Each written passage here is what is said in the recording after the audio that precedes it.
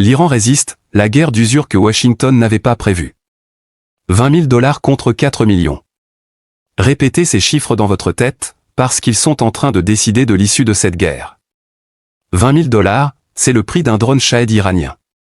4 millions, c'est le prix d'un missile Patriot américain pour l'abattre. Maintenant, imaginez que l'Iran en lance 2 cents d'un coup. 502 000 depuis le début du conflit. Les États-Unis et leurs alliés du Golfe ont abattu la grande majorité, oui. Mais à quel prix? Les calculs les plus sobres des experts du Pentagone donnent le vertige: si cette guerre dure, l'économie de la mort joue contre l'empire le plus puissant du monde. Bienvenue dans la guerre asymétrique version 2026. Aujourd'hui, on plonge dans les chiffres, la stratégie, et ce que personne ne vous dit sur la capacité de l'Iran à tenir tête au rouleau compresseur américain. Accrochez-vous, ça va décoiffer. La bombe économique, le missile à 4 millions contre le drone à 20 000 $, l'équation qui change tout. Parlons chiffres concrets, parce que c'est là que la réalité dépasse la fiction la plus folle. Le drone Shahed 136, joyau de l'industrie aérospatiale iranienne, coûte entre 20 000 et 50 000 $ à produire. C'est une petite machine volante d'environ 3,5 mètres de long avec une envergure de 2,5 mètres, un moteur de tondeuse à gazon, une charge explosive de 30 à 50 kg, et une autonomie qui lui permet de parcourir jusqu'à 2000 km. Technologiquement, c'est rustique. Les systèmes de défense américains comme le Patriot ou le THAAD, eux, sont capables d'abattre ces drones avec un taux de réussite de 90 à 96%. Mais voilà le problème mathématique que personne n'avait anticipé: chaque missile Patriot coûte entre 3 et 4 millions de $. Parfois, il faut en tirer 2 ou 3 pour être sûr d'abattre un seul drone. Vous voyez où je veux en venir? L'Iran peut produire des Shahed en série, dans des ateliers semi-clandestins disséminés sur son territoire. Les États-Unis, eux, doivent puiser dans des stocks limités de munitions à plusieurs millions de dollars pour défendre chaque base, chaque navire, chaque installation. Une attaque massive de 200 drones, c'est un investissement de 4 à 10 millions pour Téhéran. Pour la coalition, c'est 800 millions de $ de missiles Patriot partis en fumée, si tout se passe bien. Patrick Jabasilchik, analyste au Center for Strategic and International Studies à Washington, résume cette asymétrie avec une clarté glaçante: le Shahed 136, parmi d'autres systèmes aériens sans pilote, a permis à des États comme la Russie et l'Iran d'imposer des coûts disproportionnés de manière peu coûteuse.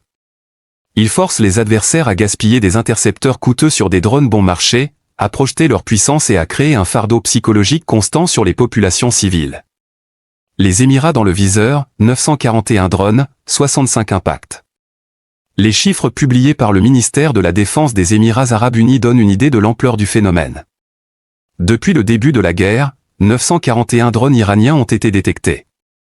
Sur ces 941, 65 sont tombés à l'intérieur du territoire émirati, endommageant des ports, des aéroports, des hôtels et des centres de données. 65 impacts sur 941, ça fait un taux d'interception de 93%. C'est énorme. C'est même impressionnant. Mais 65 impacts, ça signifie aussi 65 cibles touchées. Des infrastructures civiles et militaires endommagées. Des économies perturbées. Des populations terrorisées. Et surtout, 941 drones abattus, ça représente potentiellement 941 missiles Patriot ou THAAD utilisés. À 4 millions l'unité, on arrive à 3,7 milliards de $ de munitions dépensées pour défendre un seul pays du Golfe. L'analyste Jose Pelayo de l'Atlantic Council met en garde: les pays du Golfe risquent d'épuiser leurs intercepteurs s'ils ne sont pas plus prudents sur le moment où ils tirent ces intercepteurs. L'épuisement n'est pas imminent, mais reste un problème urgent. Et d'ajouter que des attaques sur plusieurs fronts par les alliés de l'Iran comme le Hezbollah et les Houthis pourraient vider les stocks en quelques jours. Le pari iranien: épuiser l'ennemi sans le combattre. Cette stratégie n'est pas le fruit du hasard. Elle est théorisée, planifiée, rodée depuis des années par les gardiens de la révolution. L'objectif n'est pas de gagner la guerre en une bataille décisive. C'est de la faire durer. De rendre chaque jour plus coûteux que le précédent pour la coalition adverse. Comme l'explique Benham Ben Talblu, expert de l'Iran à la Foundation for Defense of Democracy, la logique est de dépenser des drones tôt tout en préservant les missiles balistiques pour le long terme. Les drones, c'est la consommation courante. Les missiles, c'est l'épargne de guerre. Et ça marche. Les responsables américains estiment que l'Iran a lancé plus de 2000 drones depuis le début du conflit. Le pays dispose de stocks importants et serait capable d'en produire des centaines supplémentaires chaque semaine, selon des experts militaires cités par The National. Pendant ce temps, les États-Unis regardent leurs stocks de munitions de haute technologie fondre comme neige au soleil. Et ils n'ont pas de solution miracle. Le Pentagone et au moins un gouvernement de la région seraient temps pour parler pour acheter des intercepteurs ukrainiens moins chers, mais le temps presse. La riposte tout azimut, pourquoi l'Iran frappe ses voisins? Les Émirats, le Qatar, l'Arabie Saoudite, Bahreïn, Koweït, Oman, tous dans le viseur. Deuxième surprise stratégique de cette guerre, l'Iran ne se contente pas de viser Israël et les bases américaines directes. Il frappe systématiquement ses voisins du Golfe. Les Émirats arabes unis, le Qatar, l'Arabie Saoudite, le Bahreïn, le Koweït et même Oman, qui a pourtant joué les médiateurs ces dernières années, ont tous été touchés. La plupart de ces pays abritent des bases américaines. Certains, comme le Qatar, hébergent le plus grand centre de commandement américain de la région. D'autres, comme les Émirats, sont des alliés militaires de longue date de Washington. Mais le message de Téhéran va au-delà de la simple logique militaire. En frappant ces pays, l'Iran dit à leurs dirigeants, vous hébergez les bases américaines? Vous en subirez les conséquences. Faites pression sur Washington pour que ça s'arrête, ou vos tours continueront de brûler. La carte de la peur. Cette stratégie est redoutablement efficace. Les monarchies du Golfe, qui ont passé les dernières décennies à prospérer dans une relative stabilité, découvrent soudainement leur vulnérabilité. Leurs systèmes de défense, pourtant parmi les plus sophistiqués du monde, sont mis à l'épreuve quotidiennement. Leurs économies, dépendantes du tourisme, des investissements étrangers et du commerce, vacillent. Leur population, habituée à l'opulence et à la sécurité, découvre la peur. Dubaï, vitrine du luxe et de la modernité arabe, voit ses hôtels se vider, ses avions cloués au sol, ses gratte-ciel menacés par des drones à 20 000 $. Riyad, capitale du royaume saoudien, est contrainte de fermer son ambassade américaine et de subir des attaques sur ses raffineries. La réaction ne s'est pas fait attendre, ces pays ont presque tous menacé l'Iran de représailles, rejoignant ainsi, malgré eux, une alliance improbable avec Israël et les États-Unis. Mais dans les coulisses, les messages à Washington se font de plus en plus pressants, réglez ça vite, ou nous trouverons un arrangement avec Téhéran. La grande peur des monarchies du Golfe. Car les dirigeants du Golfe ont une hantise, que leur population, voyant leur impuissance à protéger le pays, se retourne contre eux. Les printemps arabes ne sont pas si loin. La contestation sociale, étouffée par l'argent du pétrole, pourrait ressurgir si la crise s'installe. L'Iran joue sur cette corde sensible. En frappant les infrastructures civiles autant que les bases militaires, il montre à la population du Golfe que ses dirigeants ne peuvent pas la protéger. En perturbant l'économie, il menace le pacte social implicite qui maintient ces régimes en place, la prospérité contre la docilité. Le calcul est simple, si les monarchies du Golfe craignent pour leur trône plus que pour leur alliance avec Washington, elles feront pression pour un cessez-le-feu. Et l'Iran aura gagné sans avoir vaincu militairement personne. Le détroit d'Ormuz, l'arme nucléaire économique de l'Iran. 20% du pétrole mondial en jeu, troisième pilier de la stratégie iranienne, et peut-être le plus redoutable, la fermeture du détroit d'Ormuz. Ce petit passage maritime, large de quelques kilomètres seulement, voit transiter 20% de la production mondiale de pétrole et une part significative du gaz naturel liquéfié. C'est l'artère jugulaire de l'économie mondiale. Dès les premières heures de la guerre, la marine iranienne a fermé le détroit. Les gardiens de la révolution ont revendiqué le contrôle total du passage. Résultat immédiat, les prix du brut se sont envolés, les marchés financiers ont tremblé, et l'économie mondiale est entrée en zone de turbulence. La paralysie sans combat. L'Iran n'a même pas besoin de couler des tankers pour obtenir cet effet. Une simple menace crédible, quelques mines flottantes, des exercices militaires visibles depuis les navires marchands, et les compagnies d'assurance multiplient les primes par 10. Les pétroliers s'arrêtent. Le flux s'interrompt. L'Europe, déjà exsangue après 2 ans de crise énergétique, voit ses usines menacées de fermeture. La Chine, première importatrice de pétrole au monde, regarde avec angoisse ses approvisionnements se tarir. Le Japon, la Corée du Sud, l'Inde, tous les grands consommateurs d'énergie sont pris à la gorge. Et qui va faire pression pour arrêter la guerre? Exactement ces mêmes pays. La Chine, qui jusqu'ici observait une neutralité bienveillante envers l'Iran, commence à s'inquiéter.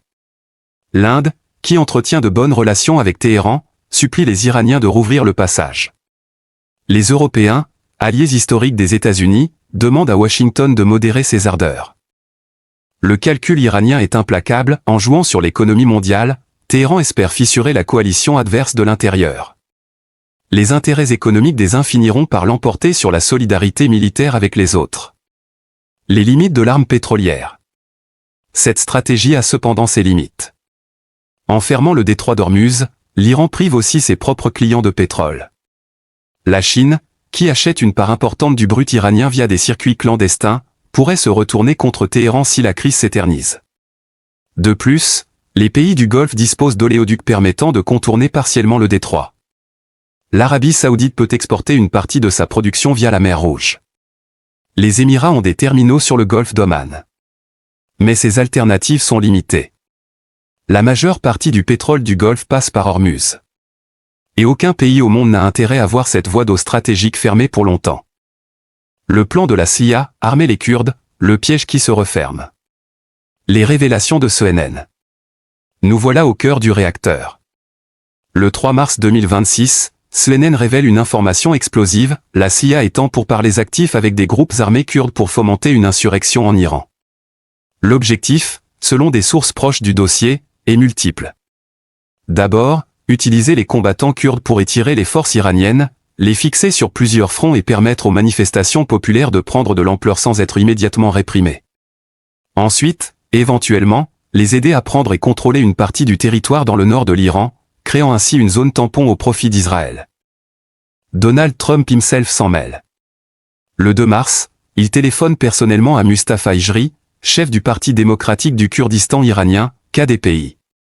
Le 1er mars, il a déjà appelé Massoud Barzani, leader du Parti démocratique du Kurdistan irakien, et Bafel Talabani, chef de l'Union patriotique du Kurdistan, PUK. Bafel Talabani confirme l'échange dans un communiqué, affirmant que Trump a offert l'opportunité de mieux comprendre les objectifs américains et de discuter d'un soutien conjoint pour construire un partenariat solide entre les États-Unis et l'Irak. Le double jeu dangereux de Washington. Mais ce plan est un champ de mine géopolitique. D'abord parce que les groupes kurdes ne sont pas unis. Ils ont des histoires, des idéologies et des agendas souvent contradictoires. Certains sont liés à Téhéran, d'autres à Ankara, d'autres encore à Washington. Jouer cette carte, c'est risquer de déclencher une guerre civile interkurde en plus du conflit avec l'Iran. Ensuite parce que l'Iran a immédiatement réagi. Dès le 4 mars, les gardiens de la révolution lancent des frappes massives contre les positions des groupes séparatistes anti-iraniens dans le Kurdistan irakien. Téhéran ne laissera personne déstabiliser ces provinces kurdes sans réagir. Mais le vrai problème, celui que Washington semble oublier, c'est la Turquie. La Turquie, alliée officielle de l'OTAN. La Turquie, qui mène depuis des décennies une guerre contre les séparatistes kurdes du PKK, considérés comme une organisation terroriste. La Turquie, qui voit d'un très mauvais œil toute tentative de créer une entité kurde autonome à ses frontières. L'analyste Neil Qiyam du think tank Chatham House met en garde, ce serait une préoccupation majeure pour les partenaires de Washington dans la région, notamment la Turquie et la Syrie, et ce serait aussi un énorme casse-tête pour l'Irak. Les leçons de l'histoire. Car l'histoire des alliances américaines avec les Kurdes n'est pas un long fleuve tranquille. En 1991, les États-Unis encouragent les Kurdes d'Irak à se soulever contre Saddam Hussein, puis les abandonnent à une répression sanglante. En 2019, Donald Trump retire les troupes américaines du nord de la Syrie, laissant les forces kurdes alliées faire face seules à l'invasion turque. Les Kurdes, pions ou acteurs? La question mérite d'être posée, les Kurdes ont-ils intérêt à jouer ce jeu? Les responsables américains eux-mêmes s'interrogent. Un responsable de l'administration Trump confie, il se peut que ce ne soit pas aussi simple que de convaincre une force proxy de se battre pour l'Amérique. Vous avez un groupe de personnes qui pensent à leurs propres intérêts, et la question est de savoir si les impliqués correspondent à leurs intérêts. Car les Kurdes d'Iran savent ce qui les attend s'ils échouent. La répression des gardiens de la révolution est sans pitié. Et s'ils réussissent partiellement, ils risquent de se retrouver seuls face à la vengeance de Téhéran, une fois que l'attention médiatique se sera détournée et que les Américains seront partis. L'Iran, de son côté, exploite habilement cette peur. En frappant préventivement les positions kurdes, il montre qu'il ne laissera personne impuni. Et en rappelant aux Kurdes leur histoire douloureuse avec les alliances occidentales, il sème le doute dans leur rang. Le Hezbollah, allié fidèle mais prudent. Le Hezbollah libanais reste la force non étatique la plus puissante du Moyen-Orient. Ses dizaines de milliers de roquettes, ses combattants aguerris par la guerre en Syrie, son expérience du combat asymétrique en font un allié précieux pour l'Iran. De plus, le Hezbollah est devenu un acteur politique majeur au Liban. Il participe au gouvernement, contrôle des ministères, gère des services sociaux. Une guerre totale mettrait en péril cette position et pourrait retourner une partie de la population libanaise contre lui. Naïm Qassem, le chef du Hezbollah, a bien promis de venger la mort du guide suprême Ali Khamenei. Mais dans les faits, l'engagement du Hezbollah reste mesuré, limité à des tirs de roquettes sporadiques et des actions de harcèlement. Les Houthis au Yémen constituent un autre levier.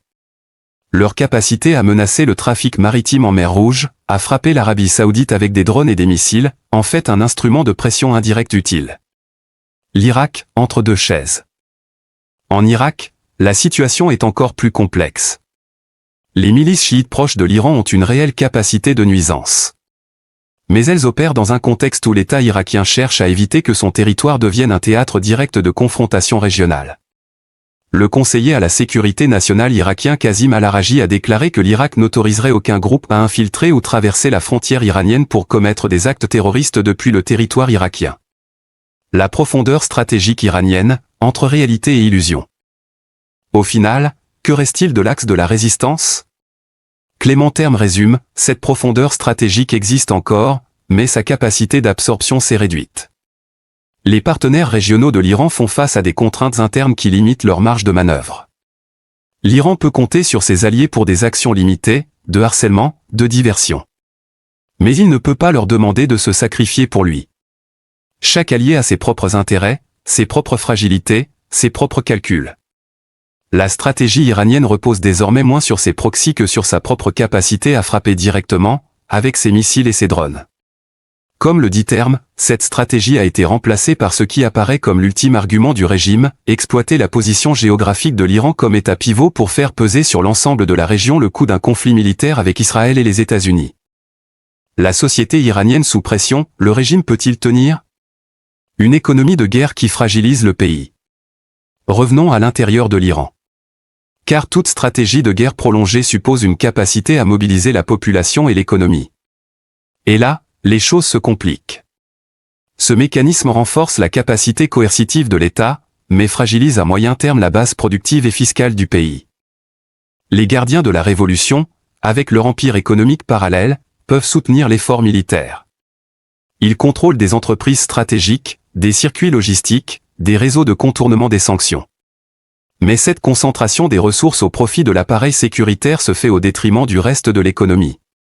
Le peuple iranien, lui, subit. L'inflation galope. Le chômage explose. Le pouvoir d'achat s'effondre. Les classes moyennes, qui ont toujours été le socle de la stabilité sociale, sont étranglées. La société iranienne peut-elle encaisser une guerre longue? La question est posée par tous les experts. Terme y répond avec prudence, le régime dispose encore d'importants instruments de contrôle sécuritaire, judiciaire et informationnel qui lui permettent de contenir les contestations. Mais sa capacité à rallier l'opinion autour d'un conflit long reste faible. Une confrontation prolongée pourrait aggraver les tensions sociales à moyen terme et fragiliser la capacité de l'État à maintenir son monopole de la violence à l'intérieur du pays. Autrement dit, le régime peut imposer la guerre, mais il ne peut pas créer un consensus durable autour d'elle. Les Iraniens n'ont pas choisi cette guerre. Ils la subissent.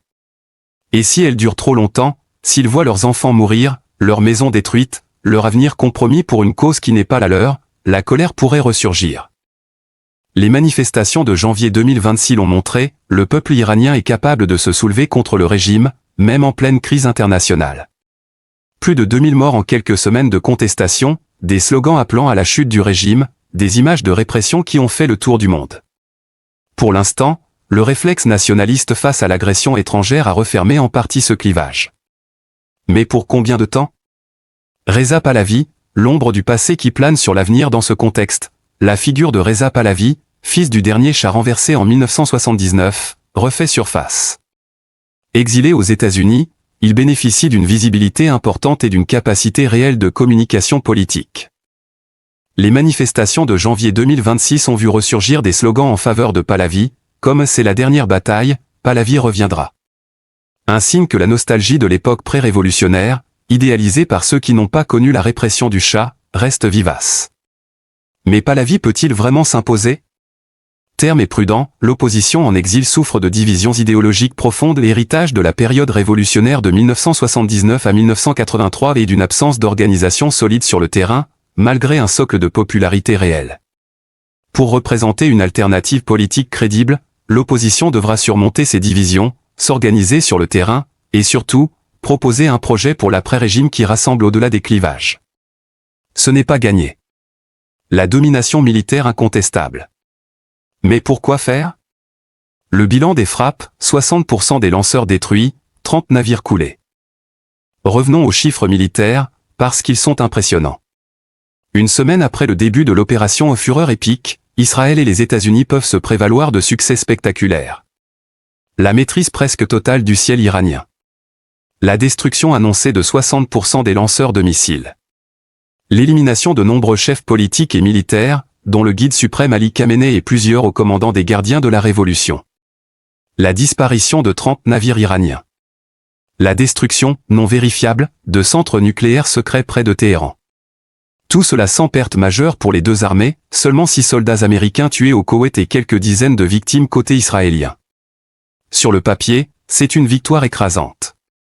Une démonstration de la supériorité technologique et opérationnelle des forces américaines et israéliennes. L'absence d'objectifs politiques clairs. Mais un militaire vous le dira, on ne gagne pas une guerre seulement avec des bombes. Il faut un objectif politique. Et là, le bâtiment blesse. Quel est le but de cette guerre? Détruire le programme nucléaire iranien?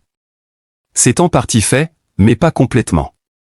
Les sites enterrés, les installations dispersées, les scientifiques disséminés rendent la tâche impossible à 100%. Provoquer un changement de régime? L'appel au soulèvement populaire a lamentablement échoué.